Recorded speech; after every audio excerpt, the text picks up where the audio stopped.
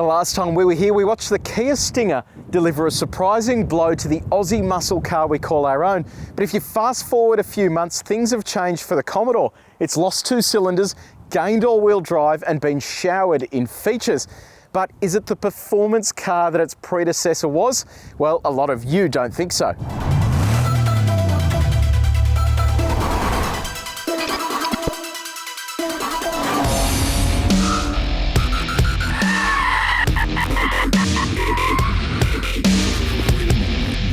So this is the Commodore VXR, the SS Commodore replacement. A lot of you aren't sold on the styling, but I can tell you that in person it actually looks pretty good. Under the bonnet here is a 3.6 litre naturally aspirated V6 engine, 235 kilowatts of power, 381 newton meters of torque, 9-speed automatic. Well down on the figures that we had from the last generation LS3 V8. But let's look at some of the styling highlights. LED matrix headlights, these things are awesome at night time. Around the side here, 20-inch alloy wheels that fill that wheel guard nicely, plus giant Brembo brakes. If you come around to the back, you've got this extended boot lip spoiler that sits out in the VXR, plus these fantastic LED lights on the back to make this thing stand out at night. Now in terms of the dimensions, this is smaller than the last Commodore. You've got 5 litres less boot space and also less leg and headroom in the back, but overall in terms of dimensions it is still a really big car. So what about the Stinger? It also divides opinion, but I reckon it looks fantastic in this colour. And we also bought this car. This is a car that Car Advice owns. We've done over 10,000 kilometres in it, and it is a certified missile. Under that bonnet is a 3.3 litre twin turbocharged V6, 272 kilowatts of power, but we've had it on a dyno and it makes 240 at the wheels. That is insane. A little over 320 horsepower. Just like last time, we're going to put these cars through a grueling set of tests to figure out which is the best performance car. So these are going to kick off with 0 to 100 kilometres an hour, 100 to 0 and quarter mile. Those tests are designed to determine which car goes fastest in a straight line and which car stops quickest in a straight line. Next up is our Slalom. It's a challenging course that requires horsepower, handling, and also some prowess behind the wheel. We'll figure out there which car is quickest through some bends and also around a set of hairpins. The final test I've come up with is the big circle. Now this is a 25-metre radius circle and it's designed to upset these cars. We'll tip it in, keep applying throttle and figure out which car starts losing traction first. The car with the most lateral Gs wins the test.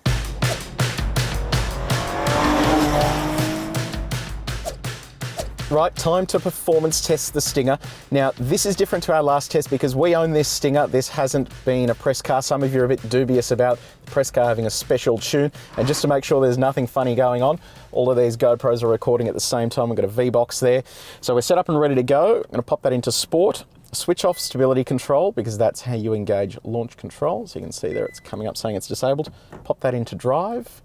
That is all good to go. So hard on the brake, hard on the throttle, launch control ready, sidestep that. Oh, a little bit of wheel slip there, but we are away. Oh, it is absolutely moving. Absolutely moving. All right, there is our quarter mile. Let's have a look at that. 4.8 seconds, there you go. That is the exact same time that we got last time. Quarter mile, I'm gonna have to extract the numbers to see how we went there, but that is looking promising.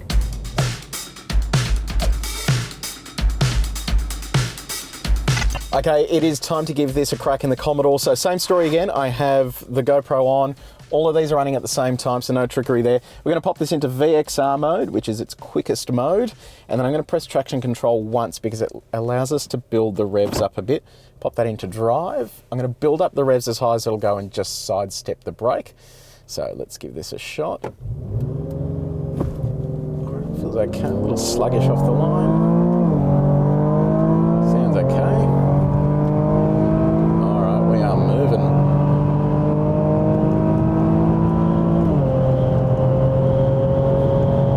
All right, doesn't feel as quick as the Stinger. Let's have a look at that. 6.2 seconds, so that is actually much slower than the Stinger, but it's better than the 7 seconds that we got when we tried this at the proving ground to start with. So that method of building up there seemed to work well.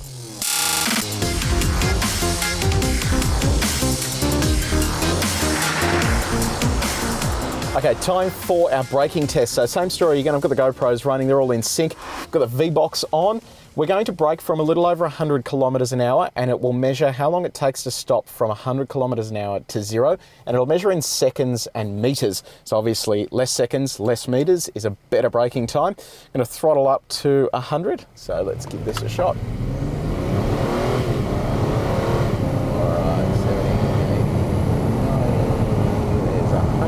Let that settle. It's about 110. When we get to our braking marker, I'm just going to slam the brakes on and we'll see how well it pulls up. Oh, that felt good. All right, 2.7 seconds, 37.8 meters. Can the Commodore beat it?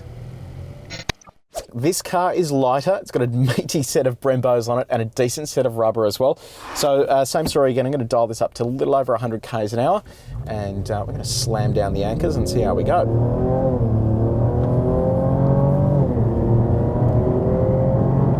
Okay, there it is, 100. We'll let that settle and then jump on the anchors.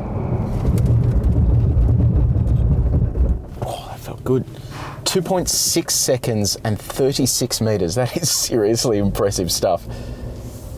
So as we expected, the Stinger murdered the Commodore in the straight line run, but the Commodore clawed back with impressive braking numbers. In fact, we even clocked a 33 metre stop from 100 kilometres an hour in later testing.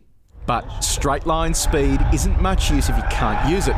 Let's see how they perform around our slalom.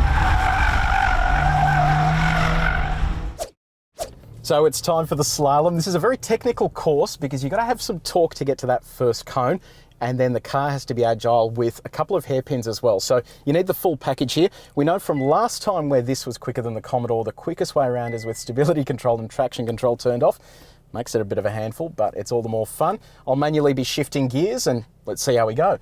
So load it up a bit there, drop the hammer, and oh, that feels so nice and direct. All right, this bit you've got to slow down for. I'll tuck it in nicely. I'll give it a bit of throttle here to bring it around. Oh, it feels good. Slow it down through here so it doesn't understeer. Back onto the throttle. Look at that. And that is a time. That felt really nice and tidy.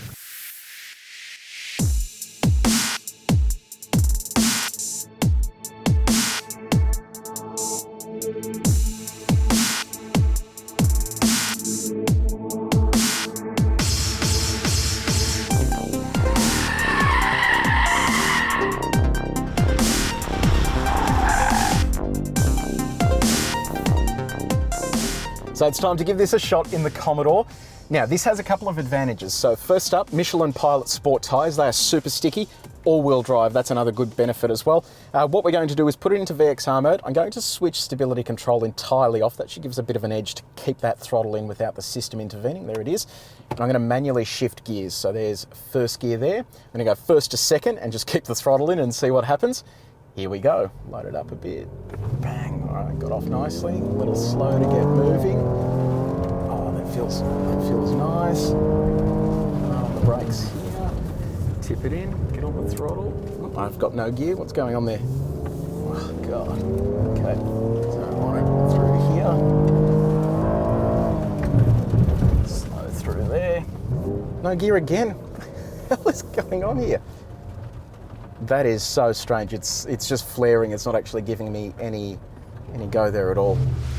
Yeah, that's not good at all.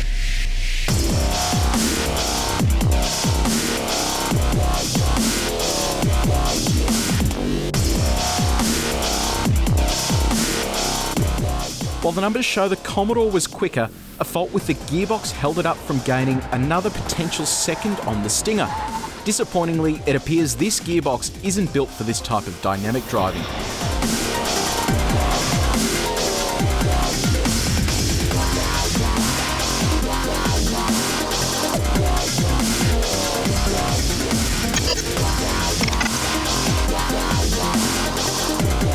Can the Commodore claw back cred in the big circle test?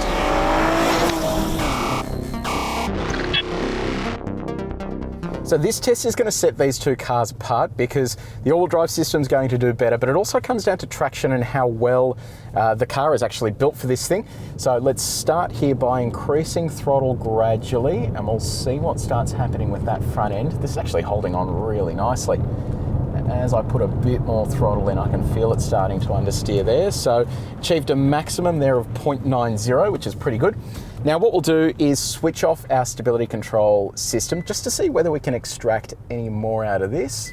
So let's give this another shot. So turn it in, bit more throttle, bit more throttle.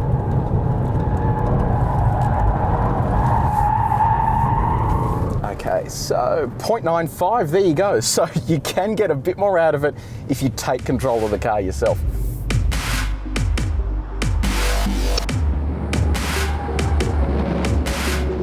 So we're in the Commodore now, all-wheel drive tick, Michelin Pilot Super Sport tick. I'm tipping this is going to murder the Stinger. So we've got our V-Box set up. Let's see how this performs. Everything is in normal mode except VXR, so that's going to give us a little bit more torque to the rear. Let's see how it goes as we gradually load up the throttle, turn it in. Oh, it is holding on beautifully there. Oh, that is seriously impressive. Oh, that's nice, 1.01. That is already much higher there than the Stinger. Now let's try it with stability control switched off. I just want to see whether there's any more control here, whether I can take advantage of the system and whether it'll oversteer. I'm going to manually select second gear here as well, so that'll give me a bit more control over the throttle. We'll start piling on that speed. Oh, this is really cool. You can feel that torque vectoring system working. Now, what happens if I just pile on a stack of throttle? Oh, it's just understeering. Okay, so yes, it's confirmed. You're not going to get oversteer in the new Commodore. Certainly not the level that you're going to get in the Stinger.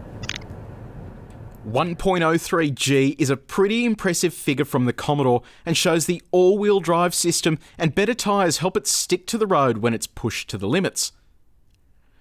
While it didn't set the world on fire in a straight line, is the Commodore any better out on the open road?